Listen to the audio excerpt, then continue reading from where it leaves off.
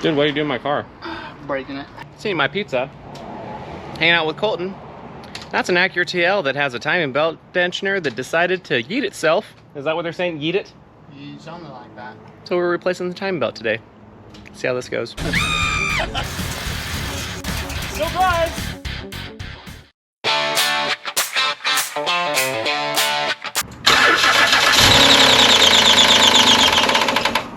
Okay. Now, if you start the car, that'll wedge itself and break the nut free.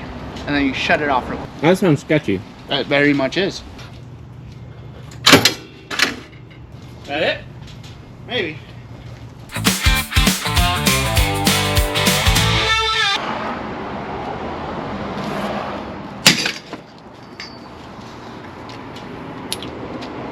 That did it. Oh, thank goodness. I'm a minister, so I need to be praying for you. Sheesh, look at that. Well, it only took us 3 hours. What's next? You got something cold to drink?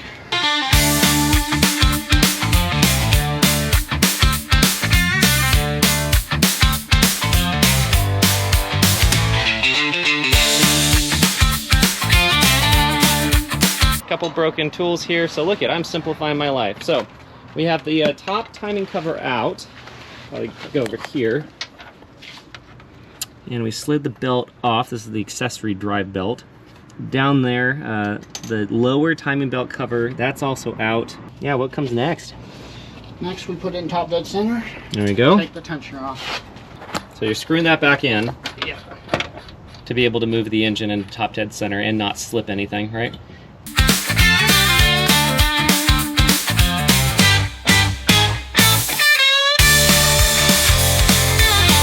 Alright, so we're moving it clockwise. Is that the way the engine's supposed to turn? Yes. Okay. Or else I'm loosening the bolt. Oh, that makes sense. Some tiny marks over here. So this says 6. No. 1. Oh, look at me go. It's like you've done this before. It says top dead center there, there, and down there. So now we're going to take the tensioner off. That's right. So the tensioner, in theory, is what's broken. Yes. Okay. I'm gonna go get my new one.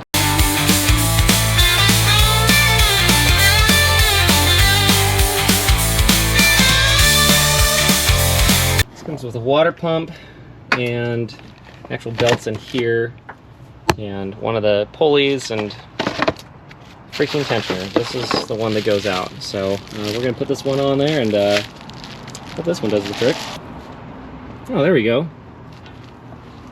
All right, so this, in theory, if it's bad, right, you should be able to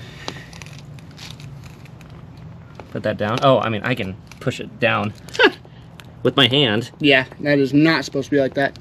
I'm going to tell you right now that they are not that squishy. Jeez. When they're new. Okay, so at the end of the day, we decided that motor mount's got to come out. Just a couple of bolts and a heck of a good time. I'll make sure that you are properly supporting the engine before you do this and not on the oil pan, right? Yes. Right. That would be terrible. We just kind of need out of the way, right? Yeah. I'll hold it. Look at, I'm being useful. Very nice. Very nice. Let me just slip that out.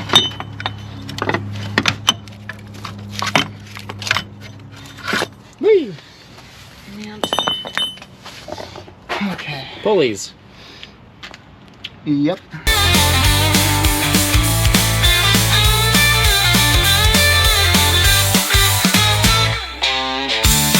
Okay, where's the new tensioner?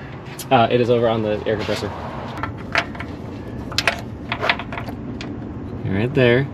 The top bolt goes right here. Okay. So I'll hold it roughly there, and you get it fed in, and I can get the bottom one from there. Just getting it started.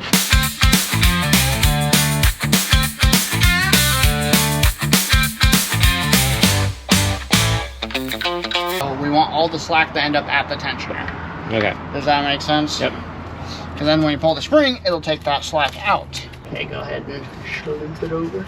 You want to pull it pretty tight so there's no tension. It is over the cam. Tight up to the cam.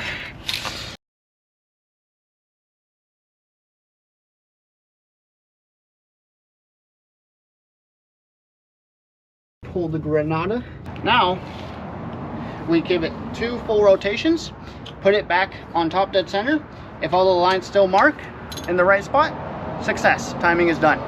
Yeah. If it doesn't, we have to redo that whole process and figure out a way to untension that timing tensioner. Fun. So you're moving clockwise. Yes.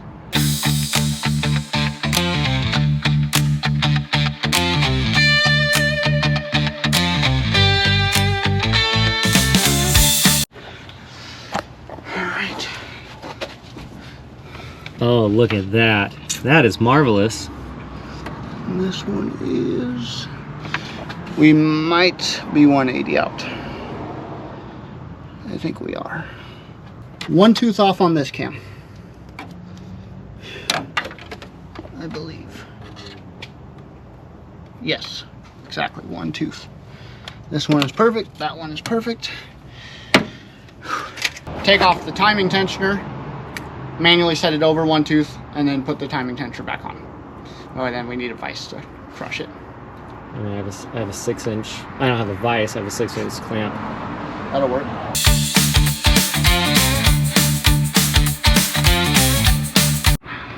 All right, we're gonna see. Okay. Get the bits and bobs off the engine. Put that on a little bit, and we're gonna fire this up and see what happens.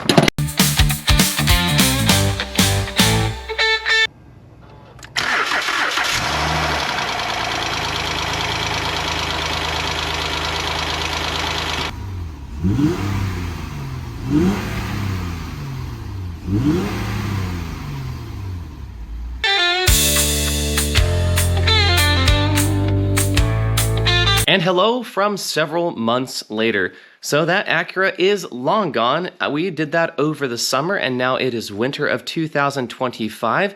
And we know that we did the job correctly. It's because the person that ended up buying the car from us, well, they drove it about 5.5 hours home, and now he sold it to somebody else, and all of that ended up being just fine. I was a little concerned about the valve train noise from the J37, but apparently that's decently normal that particular engine sounds like that. There are a couple of different methodologies to be able to get that belt back on. So I just wanted to mention that there's a method where you mark with a paint marker where the cam and the crank are, and you can mark that where it is on the old belt as well to help get things into alignment. It did take us quite some time to be able to get that belt back on, and we tried it a couple of times and it was off a tooth. So there are a couple of things in that part of the video that you can do probably a little bit better than what we did. I also really wanted to mention that gosh darn crank bolt at the bottom of the engine, that took us way longer to get off than we possibly intended to. I want to say it was like 3 or 3.5 hours of us getting that taken off. And I actually posted a short about this months ago now. And people talked about having weighted sockets and also making sure that you use the Honda OEM tool to get that off. So that's a pro tip as well. So, you know, we're not real mechanics, so make sure that you have the right tool for the right job.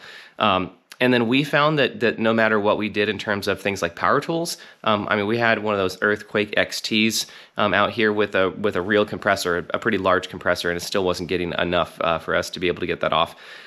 We broke a bunch of regular sockets, both Harbor Freight, and I think we broke a couple of Snap-on sockets actually, which was pretty incredible. So we ended up getting the Pittsburgh Pro sockets, and those with a gigantic extension.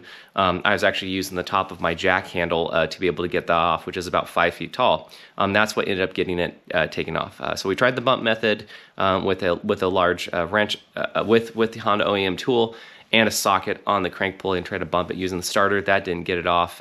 So we just went. We should have just gotten to get the better Pittsburgh Pro or hardened sockets, because we started breaking those when we used a large extension with a large breaker bar. So if we would have had those, we would have saved a bunch of time doing that. Also, please take your time in this entire job. I mean, that literally took us all day, and we stopped and took lunch and blah, blah, blah. You can see it gets pretty dark in the rest of the video. Also make sure that when you're reinstalling things, you're reinstalling the right order. So I put like the motor mount back on, then realized I couldn't really get the lower timing belt cover back in. So it's things like that. This is something that you could do DIY. You just need to take your time. A job like this is going to be probably north of $1,000 at a reputable mechanic. Between parts and labor. I want to say that our kit, we could have gotten one cheaper, but our kit that we got was like $180 and included everything, including the water pump. So we did not use the water pump of that kit. We did use obviously the tensioner, the belt, and also new pulley. We probably could have used the old pulley. It was pretty clear that somebody did replace the timing belt at the interval at 105,000 miles, and the car had like 140 on it.